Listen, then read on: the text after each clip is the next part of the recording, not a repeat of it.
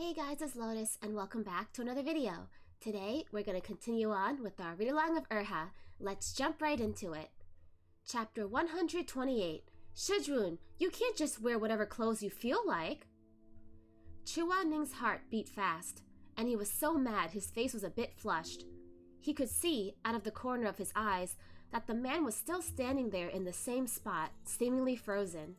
Chua Ning did not look directly at him, but he could feel the man stare on himself, open and blatant, like a sword just raised from the forging pool, hissing still with an overwhelming heat and vaporizing the curtain of water as it pierced right through the waterfall straight for him. Chua Ning felt absolutely scandalized for some reason. Expression growing even more sour, he bit down on his lip and moved to hide even deeper into the waterfall. But the guy was an idiot, as it turned out. Chua Ning scooted in to hide, and like a puppet on strings, he took a step forward, too. ... Chua Ning was furious. There were always a couple of perverts at Sisheng Peak. There had even once been a woman who, instead of going to sleep at night like a normal person, had gone crawling up the roof at Red Lotus Pavilion to peek at him bathing. Just thinking about it made his scalp go numb, and goosebumps rose all along the arm that had gotten grabbed by that guy. Luckily, after a while of him hiding in the waterfall as deep as he could go, inadvertently swallowing more than a few droplets of the water in the process, the guy finally decided to let him be, going back to the streaming water to continue rinsing, though he kept looking back at as he walked away. Holding down his anger the best he could, Chua Ning was in no mood to soak in the baths anymore, thinking only to finish up and get out of there as soon as possible. He reached for the towel draped over his shoulder, only to find that the towel, together with the soap berry and fragrance bar wrapped inside, had fallen into the water during his great tumble earlier. They were probably dissolved by now. Should he get out of the water to fetch another one? But he was naked, and that would involve walking past that guy. Chua Ning's face had gone from red to blue. He pressed his thin lips tightly together, mortified. He was not going. So he remained standing there with his arms crossed over his chest and his back against the rock like an idiot, letting the water wash over him in the deepest part of the streaming waterfall. Chua Ning, ... The man, ... Suddenly, in the distance, that guy raised his voice and asked hesitantly, "Do you want a soap berry? ... And fragrance bars? ... Surely you're not going to just wash like that." Closing his eyes and standing right where he was, Chua Ning replied coldly, "Toss it over." But the guy didn't toss it over, as if thinking that it would be rude to do that with a stranger. After waiting a while under the waterfall, Chua Ning saw a peach leaf enchanted with spiritual power drift slowly toward him, bearing a soap berry and 2 fragrance bars. Chua Ning picked up the items, but then paused upon taking a closer look. The soap berry was whatever, since everyone used basically the same thing, but that person had picked out a plum blossom scented fragrance bar and a high tongue scented one, his favorite scents. He glanced over at the tall figure in the distance through the sparkling translucent curtain of water despite himself. The man asked, "Those 2 scents okay?" Chua Ning replied, "Fine." The man said no more, and the two of them continued washing in silence from where they stood far apart, each occupied with his own thoughts. Chua Ning felt a little more at ease as he washed, and so cautiously stepped back out from the depths of the waterfall, since the water stream where he was standing was actually a bit too strong for comfort. But the man looked over again as soon as he came back out. It would have been one thing if he was just looking over, but there was always something weird in his stare, and Chua Ning got the distinct impression that he wanted to say something to him but kept stopping himself, and kept wavering between coming closer or not, making Chua Ning's skin prickle all over. Chua Ning watched for a bit, but then couldn't take it anymore and decided to leave first. But he had left his clothes at the entrance, and he'd have to go back that way to get dressed. Having no other option, Chua Ning could only brace himself and, with his face sullen and his teeth gritted, walk toward where the man was standing. But unexpectedly, as he was walking past in front of the man, not all that close from him, but also not far enough, that guy suddenly started moving too, putting his long hair up and shaking the water from his fringe to follow Chua Ning out of the bath. The vein at Chua Ning's temple throbbed. He started walking faster, but that guy was astoundingly shameless and started walking faster as well. Man, Chua Ning thinks he has a stalker right now. Moran, you gotta do better than that, dang. You're scaring your poor Shizun. Chua Ning, ... The tips of his fingers had already begun to glow with the golden light of Tianwen, but he held back from summoning his weapon for the time being, not out of any concern about injuring someone, but solely because he felt that he should get dressed before beating anyone up. So he picked up his speed even more. This time, the man stopped instead of continuing to tail him. Chuaning sighed in relief, but only managed to let out half his breath before he heard the man say from behind him, "There are soap bubbles on your hair still. ... Aren't you gonna wash it off?" The man approached slowly just as Chuaning was burning with anger, not stopping until he was very close, standing right behind him where his voice could be clearly heard. If Chuaning hadn't been so furious right now, he would have been able to tell that the voice was somewhat familiar, despite the way it had changed. Unfortunately, he was currently engulfed by the flames of rage. "You..." The man seemed to still have something else to say, but Chuaning had reached the limits of his forbearance. He whipped around, golden light flashing to life in his hand as he lashed out toward the other with an audible whoosh and a dangerous glint in his eyes. Chuaning was so enraged that he almost wanted to just kill the guy and be done with it. "What the hell is wrong with you?" Tianwen cleaved through the hazy steam, snapping directly toward that person's chest. For an instant, the golden glow lit up the man's face. Chuaning saw a pair of eyes, clear, gentle, sheepish eyes that seemed to hold flowing rivers of stars within, like so many glimmering fireflies on the wind, yet they were also tranquil as still waters running deep, veining things bygone beneath. Moran? He tried to pull back, but it was already too late, and the willow vine hissed as it struck Moran's firm, smooth chest. Moran let out only a stifled grunt, then lowered his head for a bit, and when he looked back up, there wasn't the slightest trace of anger or resentment in his eyes, but those eyes were a little wet, as if from the first rains of Linnan. Chuaning quickly recalled Tianwen and then stood there frozen in place. A long while went by before he managed to say in a hoarse voice, "Why didn't you dodge?" Moran replied, Shizun." Chuaning was stunned. He had thought so many times about how the two of them might meet again, but never did he think it would be at Miaoyuan Springs in the hot spring pond. "What are you doing here? When did you get back?" "Just now," Moran replied softly. "I got too dirty and unpresentable from rushing to get back, so I came here to take a bath before going to see Shizun. I didn't expect... ... Chuaning was speechless. Neither of them had expected something like this to happen. They had both wanted their reunion to be proper and dignified. Moran had probably wanted to appear before Chuaning clean and well-dressed.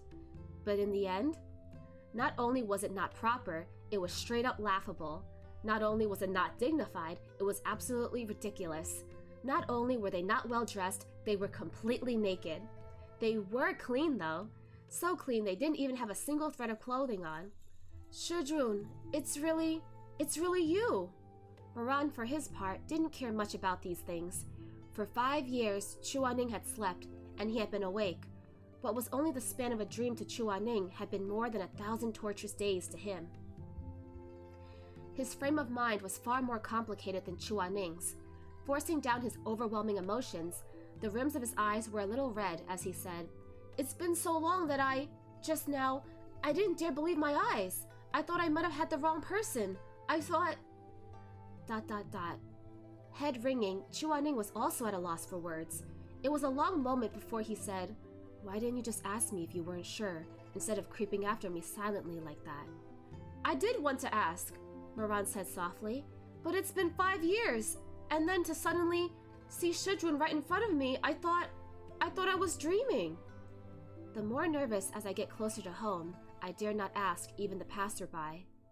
What he felt when he first saw his silhouette was probably something like that. He had already had such dreams too many times in the past 5 years. He was afraid that it was more of the same madness again, that he would wake up with tear stains on his pillow to find that the reunion was just another joyous delusion. Chuaning forced a calm exterior, but his insides were a frantic mess. It was hard work, really, to speak with such stiff dryness, though his heart felt all soft and gooey. What kind of dream would be this absurd? Moran paused for a beat at Chuaning's response, as if remembering something. He pressed his lips together as a light flickered in his eyes. He wasn't originally going to bring this up as soon as they met again, but after a bit of hesitation, he decided that if he didn't say it now, while Chuaning hadn't yet had a chance to build up his walls, he probably wouldn't get another chance later on. So, he spoke after a pause.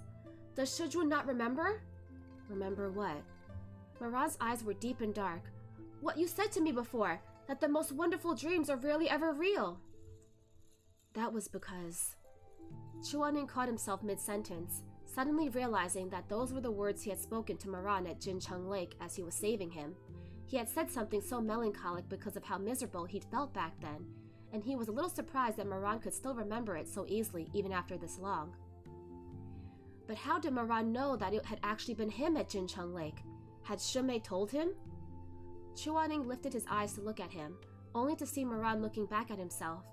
Only then did he realize that Moran didn't actually know the truth and was only saying that to see his reaction. Moran said softly, So it really was Shizun then? Chuaning, ... Moran lifted his hand. His chest had been slashed open, and blood seeped from the wound. He smiled wryly.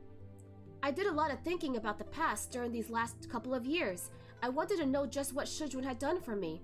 I thought about a lot of things that happened, including the illusion at Jincheng Lake.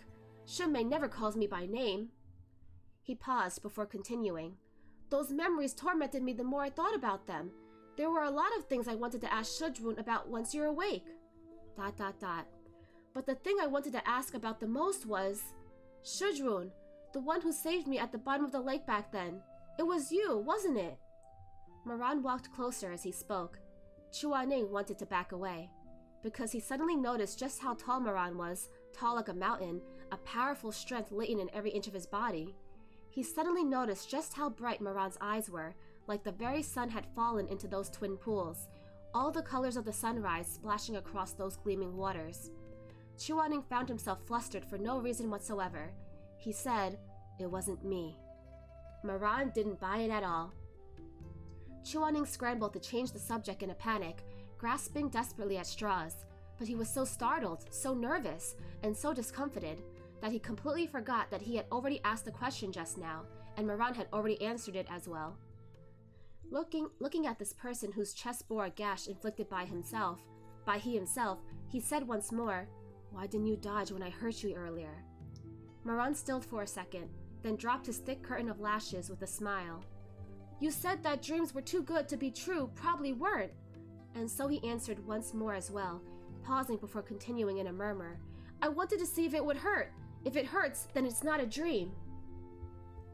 He had walked over and now stood right in front of Chuaning. Maybe it was because of how sudden the reunion had been, but the joy and fondness in his heart, the tenderness and the heartbreak overtook all else. But Moran thought of nothing else, no flights of fancy. He even forgot to maintain a proper distance from Chuaning, a distance of propriety between a disciple and his master. But he didn't. Whenever his emotions ran deep, he'd always think of the person before him as Hua Ning rather than Shizun. Moran's eyes grew even more red and watery. He lifted an arm with a grin. I think some water got in my eyes just now, and wiped his face along with his eyes. Chuaning stared up at him in a daze. He'd been waiting for Moran to come back this whole time, so he was a little more clear-headed than Moran right now, but the bit of clarity also afforded him enough presence of mind to notice the condition that the two of them were currently in. Talking face to face while standing there buck naked. And not only that, but Moran was so close to him that, if he were to come up just a bit closer, he'd be able to wrap his arms around him the way he had back in the underworld. He didn't want to continue looking up at Moran's unfairly handsome face, but when he dropped his gaze a couple inches lower, the sight that greeted him was that of broad shoulders and firm chest, the blood from Tianwen's strikes spreading slowly, and droplets of water that trembled minutely with every breath that Moran drew. Chuaning couldn't even tell which was hotter, this sculpted chest or the heated water of the hot springs. All he knew was that he was surrounded by Moran's scent, and that it was going to steal his soul away. Shizun, I what? But before Moran could even really say anything yet, Chuaning abruptly turned around and took off running. ... Moran was flabbergasted. He was quite literally running. It was the first time he'd ever seen Chuaning flee in such a hurry, running away like there was something behind him that was going to eat him alive and chew up his soul. I've really missed you so much. Moran finished lamely where he stood, then pursed his lips. What had he run away for? Moran felt a little wronged. When he got out of the pond and saw Chuaning, whose face was alternating between red and blue as he scrambled frantically to get dressed, he felt even more wronged. "Shizun," he mumbled. Chuaning ignored him. "Shizun!" Chuaning continued to ignore him while wrapping the belt sash around his waist. "Shizun!" What? Dressed at long last, Chuaning could finally let out a breath, feeling his dignity and composure return to his body now that it was covered. His sword-drawn brows slanted in anger, and his stern phoenix eyes glared fiercely at that traitorous disciple of his who dared to be taller than him. "What's so important that you can't wait till we're outside to say it? Talking to me naked like that, have you no shame?" A little chagrined, Moran raised a fist to his lips and cleared his throat. "It's not like I want to be naked." "Then why aren't you getting dressed?" ... Moran paused, looking away to stare at a peach tree on the side as he began. "So, it's like this." He took a breath and finally steeled himself to say, "Shizun, those are my clothes you're wearing."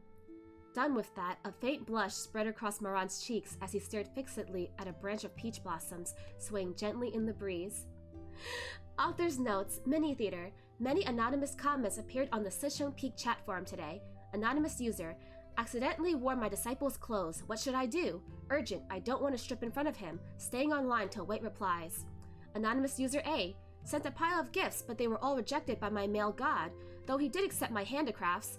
I want to know if it's because he treats me as an outsider, or if it's because he can't bear to see me spend money. I'm actually not poor, although my name isn't in the rankings. I can still afford the limited edition Jujube pills, produced by Hanlin Shengshou.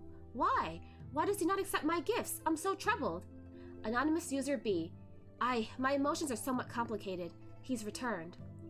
Anonymous user C, did the top stop spinning in the end? Is this real life, or is this just a dream?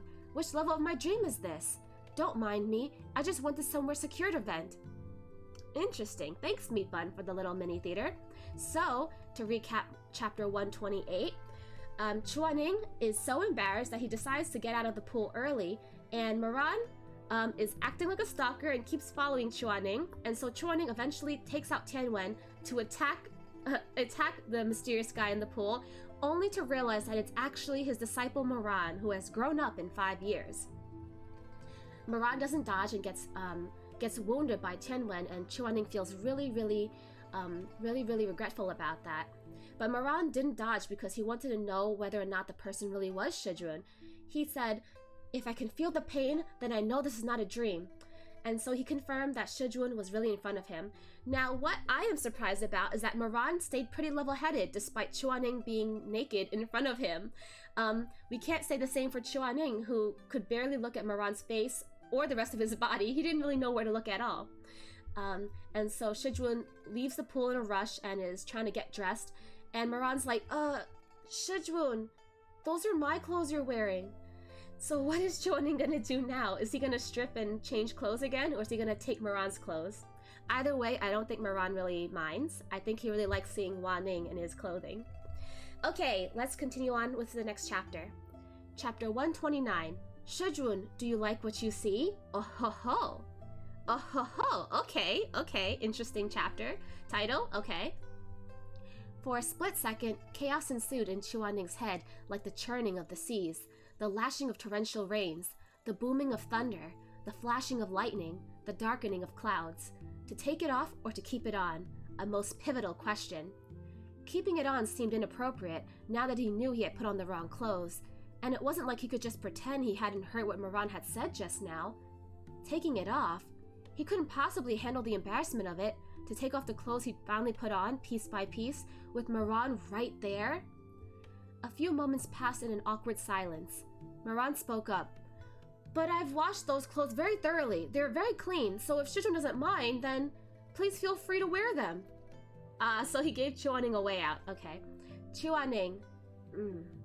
Moran let out a breath of relief. He'd always been a little slow, and hadn't even realized when he'd spoken earlier that saying that... Oh wait, let me read that again. Moran let out a breath of relief. He'd always been a bit slow, and hadn't even realized when he'd spoken earlier that saying that when Chuaning was already mostly dressed would be nothing short of forcing Shizun to strip in front of him. That was a long sentence. Okay.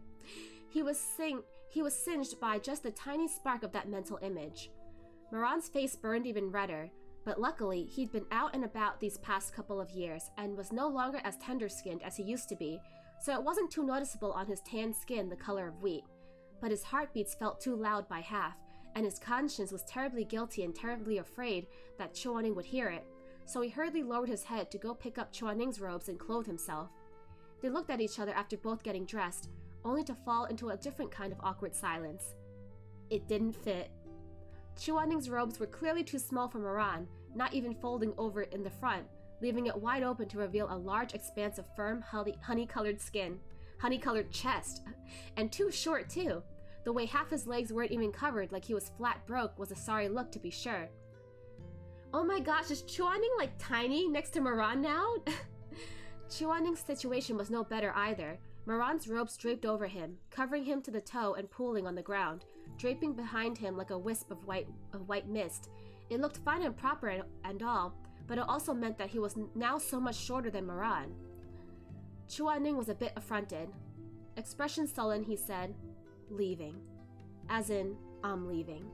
But Moran misunderstood and thought he was inviting him to go together, so he nodded and took the initiative to pick up his Shizun's wooden wash basin and change of clothes, and earnestly followed behind him.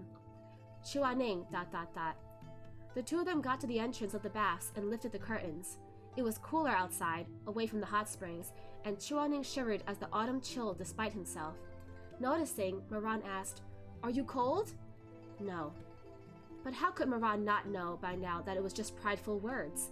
So, he said with a smile, "I'm a little cold," and lifted a hand, gesturing in the air. With a flourish of his hand, a scarlet glow sprang from his palm to form a cold-warding barrier around the two of them. The barrier was beautiful, its radiance shimmering and flowing, with the scattering of flower motifs at the top. Chuaning glanced up at it, expression unreadable. "Not bad, you've improved." "I'm still nowhere near Shizun's level." "You're not far off. My own cold-warding barriers are probably no better than this." Chuaning gazed at the barrier for a while, and then, noticing the faint flowers, commented, "The peach blossoms are a nice touch." "They're haitang blossoms." Chuaning's heart tremored, sending ripples reflecting through the depths of his eyes. Moran continued, 5 petals. ... Chuaning couldn't help the puff of laughter that escaped as he instinctively tried to hide the quivering in his eyes with feigned nonchalance. He said with a slightly mocking tone, "Copying me now, are we?" But to his surprise, Moran only looked at him with a pair of open, guileless eyes before nodding in response. "It's a poor imitation, I'm afraid." Chuaning was left rather speechless. They walked side by side in silence for a while. Then Chuaning picked up his pace, not wanting to be right next to him like this. Behind him, Moran suddenly asked, "Shizun, are you mad that I didn't make it back in time for the banquet?" "No." "Really? Why would I bother lying? Then why are you walking so fast?" Of course, Chuaning wasn't going to say, "Because you're too tall." He was silent for a moment before he looked up at the sky and bluffed, "Because it looks like it's going to rain soon." As if he jinxed it, drops of rain really did start falling from the overcast sky not long after, pitter-pattering into a curtain. Moran smiled. His smile was every bit as lovely as it had been 5 years ago, but even more dazzling now for the newfound sincerity in it. Chuaning glanced at him. Chuaning glared at him. What's that stupid grin for? "Nothing." Moran's dimples were deep and sweet. The young man, tall and well-built, returned his gaze with downcast lashes and a docile, obedient demeanor, completely free of overbearance. He was even a little bashful as he said, "I'm just really happy to see Shizun again after so long." ... Chuaning stared at him, stared at the dimples in his cheek. He had once thought that those twin pools of sweetness would always belong to Shi Mingjing alone, but that turned out not to be the case. All he had to do to be allowed a jar of the sweetness for himself was to give up his life. Chuaning scolded him. "Dummy." Moran let his long, soft eyelashes drop and grinned big and wide like a dummy. Getting a little carried away in the moment, Moran accidentally stepped on the hem he'd been so careful not to step on this whole time. With a stern expression, Chuaning looked at the ground and then at him, but said nothing. Moran was very straightforward. "The clothes are a little big on Shizun." ... He sure didn't know exactly what not to say. Moran walked Chuaning all the way back to Red Lotus Pavilion. Truth be told, Chuaning found it to be a rather strange experience. Since he'd always come and gone alone, and rarely ever had the occasion to share an umbrella with someone else, be it an oil paper umbrella or a barrier one. So, halfway there, he stopped walking and said, "I can do it myself, it's just a barrier." Moran was a little taken aback. Wasn't everything going just fine? So why? What kind of master makes their disciple hold the umbrella? But Shizun has done so much for me, Moran said after a moment of silence, his voice low and quiet. These last 5 years, I spent every single day hoping to be just a little bit better, because Shizun is so capable and can do everything by himself. I wanted to be able to do just a little more than Shizun, so that I could be of use to Shizun, to repay Shizun. But even after all the training and studying I did, I still feel no closer. I'm afraid I might never be able to repay Shizun's kindness. So that's why... He lowered his head, hand subconsciously clenching into a fist at his side. The rainwater gathered into streaming rivulets on the ground, droplets splashing and rippling out like blooming flowers. That's why, from now on, just let me take care of the little things like holding the umbrella. Chuaning said nothing, only watching him quietly. I want to hold an umbrella over Shizun for as long as I live. ... Chuaning felt a burning in his chest. It was such a heartwarming thing to hear, but he suddenly found himself wanting to cry instead. He was someone who had gone through so much suffering and braved it all. He was like a traveler who had walked for far too long, who had finally found shelter and could lie down for a rest. Even his bones felt like they might fall apart as he collapsed. This lifetime. Moran was 22 this year. The saying went that time passed differently once someone was past 20. Before 20, a mere 3 or 5 years felt so long it could be called a lifetime. But once past 20, time would suddenly feel like a racing current, everything surging past in a rush with no return. He said he would pause from the racing current to hold an umbrella over him. Chuaning had so rarely received any kindness that, to have his chest suddenly flooded by tenderness like this, all he felt was pain instead. He stared at Moran, stared at that person standing there with his head lowered, and suddenly said, "Moran, look at me." He lifted his head. Chuaning said, "Say that again." Moran gazed at him. His face was still a bit unfamiliar looking to Chuaning. It was different from the one in his memories, and different from the one in those absurd dreams he once had. He was gentle, composed, and steadfast, with the warmth of fire and the firmness of iron as he met Chuaning's eyes with neither hesitation nor avoidance. When Chuaning had looked at him for the last time, 5 years ago, he had still been just a growing boy. In a blink, he had already grown into this handsome, confident man before him. This man, who was dropping to one knee in front of him, looked up at him and said, "Shizun, I want to hold an umbrella over you for as long as I can live." Chuaning stared at him in a daze, stared at those dark eyebrows and that shapely jawline, stared at those bright eyes and that straight nose. He had already grown into an impressive pine tree, had grown to his own height, and then overtaken him. One day, this tree that had stood in the wind and rain for so long, this tree that was Chuaning, suddenly woke up, blinked, and found that the rain had stopped, the clouds had dispersed, and in the soft light of the sun, there was another tree standing next to him that was even taller and steadier than he was, and when the wind rustled through the leaves, the sunlight filtering through sparkled like gold dust. This tree said he wanted to stay by his side for a lifetime. Until they both fell over, branches bare and withered, but until then, every season from now on, he would never be alone again.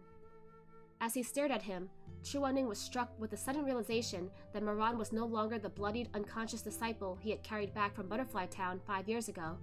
Standing there in the rain, under the high tang blossoms dancing atop the barrier, he looked at Moran for the first time, thoroughly and carefully, looked at this man who was promising him a lifetime. Chuaning's heartbeat abruptly began to race. He suddenly noticed just how alluring Moran looked now, everything from the arc of his nose to the shape of his lips, from the line of his jaw to the jut of his throat. What he felt for Moran before was only love, something that could be kept hidden. But after meeting him again today, this man felt like nothing short of a fire to him, a fire that could so easily set him ablaze like he was mere kindling, sending flames soaring up and scorching the very skies. He felt the magma that had been lying dormant all this time stirring awake and stretching its limbs in the abyss deep within himself, ready to burst out in a violent eruption at any time. The magma threatened to burst through the reservations, dignity, and self-control he had always prided himself on, threatened to burn it all to ash, until there was nothing left. Author's notes. There are perks on Weibo today. Thank you, Yuan Zi for Shizun and feeding fish. The Shizun he first met under the flowering tree is especially gentle, and is probably Dog's first impression of this immortal Gaga. The Shizun leaving under an umbrella is also so entrancing. I can stare at this picture for 5 minutes. Dog's bright smile makes my heart melt. Thank you so much. Thank you, Firewood, for 0.5 Dog. I've just come to the flashbacks of right before 0.5 Dog's blackening in my save drafts today, where he's already at the gray stage, and then I saw this picture and felt that it really had that feeling, like a good teenager heading down the path towards Taxianjun. There's still youth lingering on his brow and in his eyes, but there's already some danger and wickedness to his smile. Ahaha, so dreamy. Thanks. Thank yous, Mr. Chen, for drawing Bugui, Dog's weapon. Bugui is a Mo saber. I'll drop some information here. The Mo saber is a type of Tang Dynasty saber, and actually looks like a lot like a sword, long and narrow. It's not a dagger. It's also not a machete. Revamping the character info card. Moran 2.0. Name, Wei Yu. Posthumous title. I'm not dead. Occupation. Emperor, reborn. Oh, that's incorrect. I'm no longer an emperor in this lifetime. I'm an unemployed vagrant, the kind that specializes in doing good deeds. Appearance in society. Strike forth. Lei Feng. Strike forth. Mo Zhongshi. Currently likes to see everyone living well without troubles. Favorite food? Wontons. Hates the people by his side leaving him. Height 189 centimeters. Moran 0.5 has something to say. What right does he have to be 3 centimeters taller than me? Meatbun. Oh, because he went through puberty differently. You spent your days researching the Zhenlong chest formation in a dark room, but he ran around under the sun to many places. So while you two are the same person, due to different environments later on in life, you're 3 centimeters shorter. Sorry, Your Majesty, but you're no longer the tallest person in the novel now. Smiled. Wow, okay, Meatbun is really savage. Wow. So, Moran 2.0 is 3 centimeters taller than Taxianjun. Interesting, interesting. Okay, so that is the end of chapter 129, and to recap, Chuaning is super embarrassed because he realized that he's wearing Moran's robes, but Moran actually has a bit of tact now, and he can read the air, he can kind of read the situation, read the room, and so he's like, don't worry, my robes are clean, Shizun can definitely wear them comfortably. And then he put on Chuaning's robes, only to find that his whole tits are out, and like his legs are half out too, like it's too small for him to wear, which means that Chuaning is like tiny next to Moran 2.0. And I think Chuaning realizes that as well, because he's super embarrassed. He can't even look at Moran in the face. He's so angry that Moran is a lot taller than him now, and like wider and bigger, and just like a big domineering presence. And he's also really, really handsome. Like Chuaning's like, I loved him 5 years ago, but damn, there's something burning in my chest when I look at him now. Chuaning is realizing that he has a little bit of lust, I guess. But Moran is just so happy that Chuaning is back, and he's trying to like walk on eggshells around him. Like he's trying to be really careful not to upset him or offend him. He just is so happy that Chuaning is awake, and he even told him, I will hold this umbrella for you, and I will accompany you for the rest of our lifetime. That's like almost a proposal, is it not? Chuaning is touched by this because he's never had this type of affection aimed towards him before, so he doesn't really know what to say. And Moran is just like, in this lifetime, I will not let you down. I will be the best disciple, and I will accompany you for the rest of my life. And that's just so sweet. I'm just so glad that they finally got to talk, because in the last like 4 chapters that we read, Chuaning woke up, Moran was late to the banquet, he finally came back, but Shizun did not know that Moran was the guy in the hot springs, and now they finally reunited, and Shizun gets a good look at him. Now, I wonder how he's gonna get used to the new Moran, because Moran, his eyes are so gentle now. He's so kind and humble and helpful, and he's nothing like the prankster disciple that he's familiar with. So I wonder how Chuaning's gonna feel, and I wonder what Moran is gonna do. Also, it's been 5 years, but we still have not found out who the fake Go-Chen is, and I'm assuming Moran is still investigating that, so I wonder if he's made any progress in that area as well. But yeah, that's all for today's read-along. I hope you guys enjoyed, and I will see you guys next time. Bye-bye!